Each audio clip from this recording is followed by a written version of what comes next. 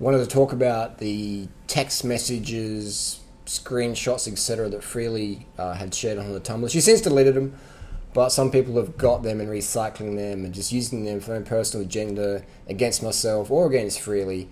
And they're just, some of them are getting a Photoshop, or they look a little bit like patchy and just taken out of context. Basically, a lot of the stuff I did write, but some of it's sort of been sliced and diced just to take out of context because they have a personal agenda against me. And some of the screenshots haven't been manipulated, so they are. But there's a whole mix. But let's just clear the air. Let's be 100% transparent, and let me take ownership for writing some of that stuff and apologise for anyone who was offended or felt used, or they read that stuff and like, oh my god, like you're such a mean person, or guys are shit, or girls are shit, or whatever. You got to understand, again, this is understanding again. This is not about trusting me or trusting Freely or trusting the trolls. This is about understanding. Why would I write something like that? Why would Freely share something like that? Why would a troll come along and take it out of context and share it? Okay, so it's not about trust. It's not about, I don't really believe Freely. I don't really believe durianrider. I don't believe the jab of the heart. The 50-year-old guy in Chiang Mai with nothing else better to do other than make troll videos about us day after day after day. Best drama. It's not about trusting who's right or who's wrong, or who's telling the truth or who's lying. It's more, in my opinion, you can disagree with me, but I feel it's about understanding why someone would write something, why someone might share it, or why someone might manipulate it or make a video out of context, whatever. Understanding. So let's just clear, first of all, if you're going to turn off the video, I'm sorry for anyone who felt used or abused or rejected or hurt, or they don't like guys now because they read that, or they don't like girls or whatever. I just wanted to say sorry for that. And if I can explain myself, people might say, oh, you only explain it because the screenshots got shown publicly. Well, this is private stuff. This is not stuff that I would say in public, but because it's out there on the internet, on the World Wide Web, I'd like to try and make up and clear the air. When someone writes something to the ex-girlfriend or the ex-boyfriend, and it's a private conversation, you might write things to make them jealous or make them angry or make them feel whatever emotion because you feel hurt, and generally hurt people. So when you read private stuff, it's easy for you to go, oh my god, this is crazy shit, because it is crazy shit. Because if you've ever had a long relationship, like a long relationship where you're like in each other's pockets for like 9 years, 24 hours a day, almost 7 days a week, for a long time, shit can get intense. And especially if it's like a breakup, and especially when you got two people carved up and they're like on social media all day, shit can get fucking full on. So if you understand crazy shit can happen in life, now we've got a lot of young audience, 16 to 25-year-olds, maybe even 12-year-olds reading this stuff. And that's why it shouldn't be on public. I said, if you don't put this stuff up. And she's like, fuck you. And we had the North Korea, South Korea war, as I mentioned before. But then she eventually, okay, let's take it off. I'll take mine off, you take yours off. It's done.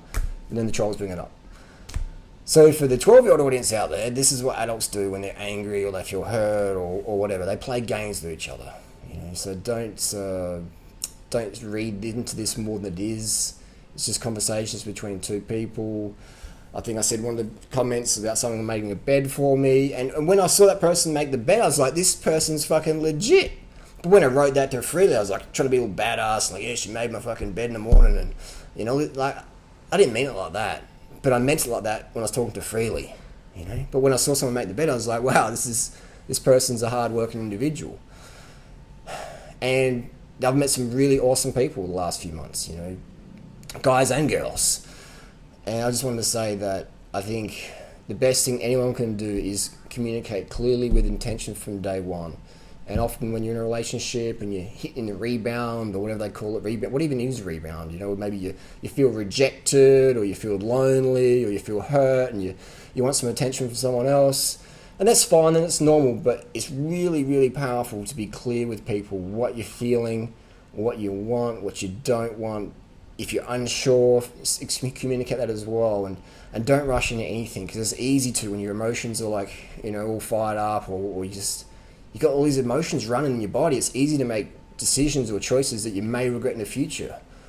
Especially if you're like, maybe you've only had one relationship, you just broke up your first relationship, and you're just like, what do I do here? And you meet someone who's really nice, and you're like, oh my god, this person's awesome.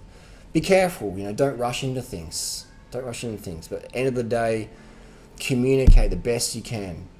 just open up to people. Don't be afraid to be burned by opening up. If you open up and someone burns you, that's fucking awesome, man, because they've saved you so much time and energy, and you can say, okay, you can move on next, or just be happy being by yourself. Don't feel you have to be in a relationship. Don't feel you have to have approval. Don't feel you have to be loved by other people for you to love yourself. Love yourself first. Give to yourself. And when you do that, your gifts will always make room for you in life. You'll always attract cool people into your life. And you'll attract lessons into your life as well. It's been a roller coaster, man. I've got to admit, it's been a big roller coaster. Ups and downs, pain and pleasure. But life always has something else ready for you, man. So you can stare at the closed doors, or you can see the open ones, man. Well, I should say, if you just stare at closed doors, you won't see when doors open, opportunities arise. And you don't have to have every opportunity. What's that saying? FOMO, fear of missing out. Fear of missing out. Take a deep breath. Get those early nights. Carb the fuck up. That's really important. Get your serotonin and dopamine levels good. And just learn to understand people better. You don't need to have trust.